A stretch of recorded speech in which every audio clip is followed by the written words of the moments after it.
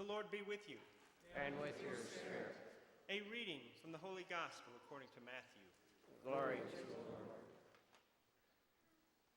Jesus said to the chief priests and the elders of the people, "Hear another parable. There was a landowner who planted a vineyard, put a hedge around it, dug a wine press in it, and built a tower. Then he leased it to tenants and went on a journey. When vintage time drew near, he sent his servants to the tenants to obtain his produce. But the tenants seized the servants, and one they beat, another they killed, and a third they stoned. Again he sent other servants, more numerous than the first ones, but they treated them in the same way. Finally he sent his son to them, thinking, 'They will respect my son.' But when the tenants saw the son, they said to one another, 'This is the heir. Come, let us kill him and acquire his inheritance.' They seized him, threw him out of the vineyard, and killed him. What will the owner of the vineyard do to those tenants when he comes?" They answered him, "He will put those wretched men to a wretched death and lease his vineyard to other tenants, who will give him the produce at the proper times." Jesus said to them, "Did you never read in the scriptures, 'The stone that the builders rejected has become the cornerstone. By the Lord has this been done, and it is wonderful in our eyes.' Therefore I say to you, the kingdom of God will be taken away from you and given to a people that will produce its fruit." My sisters and brothers, the gospel of the Lord. Praise to the Lord.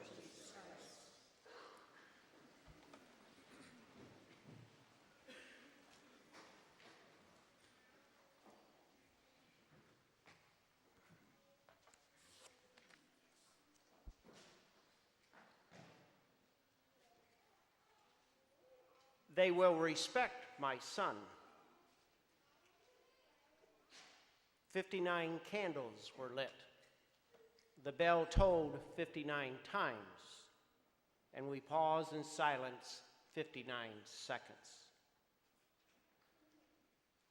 Las Vegas is sometimes known as the city that never sleeps.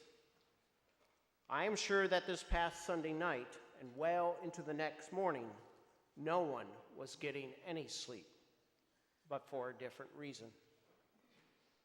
These unexpected, tragic, and senseless killings has left many families in Las Vegas and throughout our nation with an overwhelming pain and sadness mixed with a bit of anger. October is designated as Respect Life Month, which was named to call attention to the lives of the unborn that are cast aside.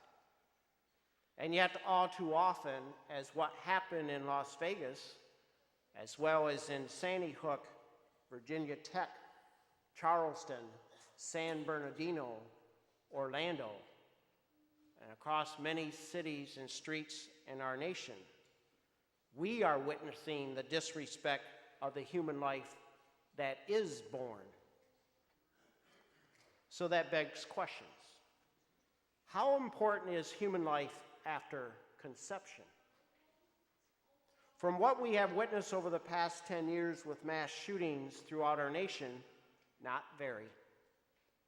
But more importantly, we begin to ask, how important is any life to God? Just as children are most important to their parents, we must believe that we are most important to God. We are the cherished plant, as we hear in the first reading. The readings today give us the image of God as an owner of a vineyard. We are the vineyard. The vineyard of the Lord of hosts, the first reading says, is the house of Israel, and the people of Judah are his cherished plant. Again, this refers to his people. Human life is so important to God that he sends his son into the vineyard, the dangerous vineyard, to save us. Let's be clear. He sends his Son to save human life. When he does, he says, they will respect my Son. But as we witnessed last Sunday, one human took it upon himself and killed his Son 59 times over in the vineyard of Las Vegas. We live in a dangerous vineyard. Our nation and world is fast becoming a vineyard that disrespects God, disrespects the life of Christ, and continues to disrespect human life. And time again, we find ourselves crying out to God, asking him to continue to send his Son into our vineyard. So we are gathered here in faith to keep hope alive that God will continue to send his Son to save us. But even in all the chaos this past Sunday, I say to you that if you looked closely, you would have seen God's Son in the actions of the heroic citizens who, by loving others, ran into the fray and risked their lives to help others. And you would have seen that he sent his Son in those first responders by loving others, who fought, loving others, did the same, and do so every day that they put on their uniform. And you would have seen that he sent his Son there in the nurses and the doctors who, by loving others, fought against the odds in saving the life of so many that crowded into their emergency and surgical rooms. Yes, God did send his Son into that dangerous vineyard, and he will continue to do so to help us to keep our focus on his Son in the vineyards of our life. For to do otherwise puts our vineyard in jeopardy, thus causing God's Son to be disrespected, thus causing life, any human life, to be cast aside. I'd like to tell you this story and why I think we are taking the time to honor these 59 lives. It is a story of a little girl walking home one day from show and tell. She was with a classmate who was carrying her new porcelain doll. Somehow on the way home, her friend tripped and dropped the doll, smashing it into 1,000 pieces. When she got home later than usual, her mother expressed concern that she didn't come straight home and asked her where she had been. The little girl told her about her friend and what happened to her new dolly. At that, the mother asked if she stopped to help her pick up the pieces. The little girl said to her mother, "No, Mommy. There was no way that I could pick up the pieces. All I could do was sit with her and cry." In moments like this, we all wish there was something more that we could say or do to help the families who lost their loved ones to pick up all the pieces. But what we can do, what we are trying to do today, is to sit, to cry, and pray with those affected by this devastating and horrific act of violence.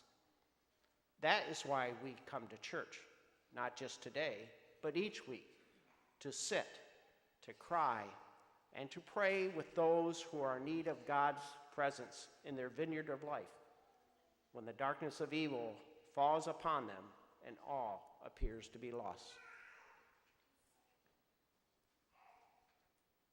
59 candles were lit. The bell tolled 59 times, and we paused in silence 59 seconds. But when all is said and done, death, no matter how violent, how disrespectful it is towards another human being, will never win out. For God's love will endure, and it will be given to a people that will produce its fruit, for they will respect his Son.